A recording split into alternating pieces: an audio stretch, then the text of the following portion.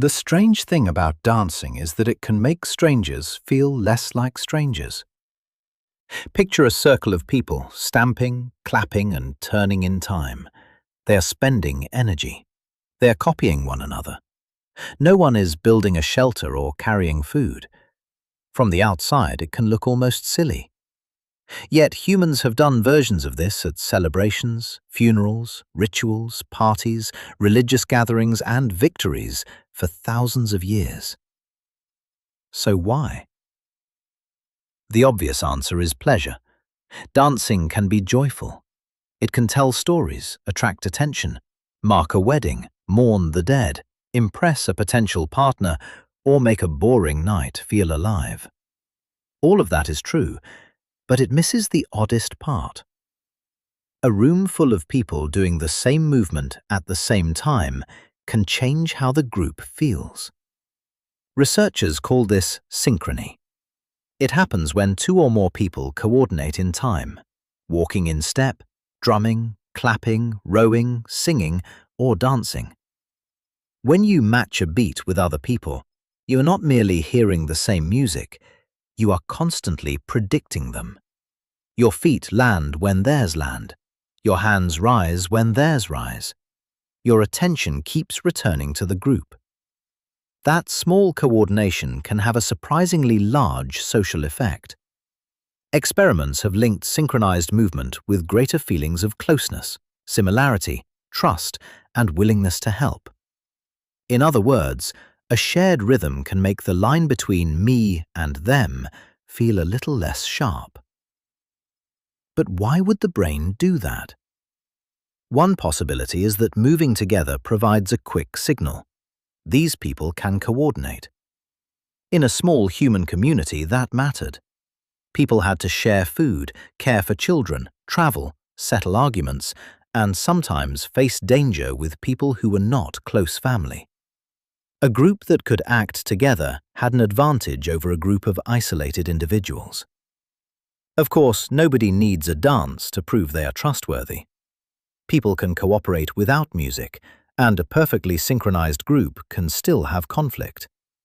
But shared movement may help create the feeling that cooperation is possible before anyone has to explain it in words.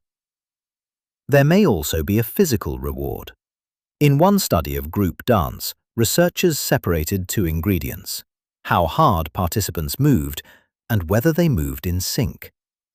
Both exertion and synchrony increased participants' sense of bonding.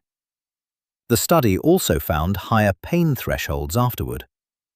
Pain threshold is only an indirect clue, not a direct endorphin measurement, but it is consistent with activity in the body's natural opioid system, the system involved in pain relief and reward. So dancing hard beside other people may feel good for two reasons at once. Your body is working, and your social world is lining up around a shared beat. That is a powerful combination. And this is where dancing stops being just about music. Ritual can take that feeling and make it visible.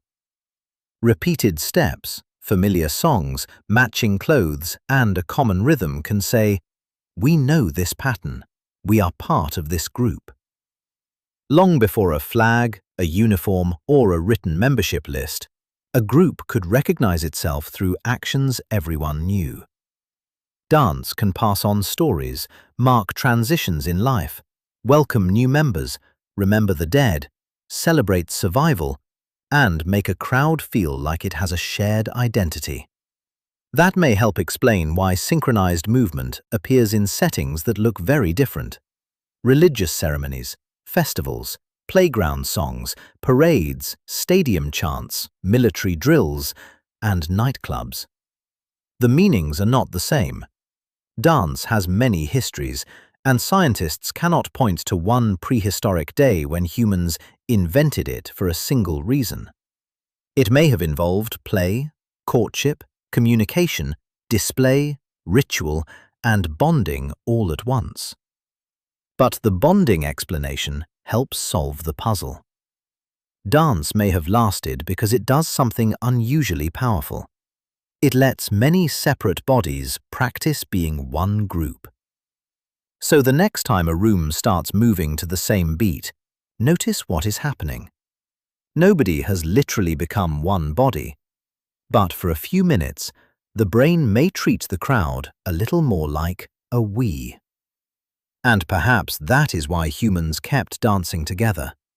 Not because rhythm erased difference, but because it gave groups a way to feel connected before they had the words to say it. Subscribe to Nuro for more strange human stories. Tap the bell, share this video, and I will see you in the next one.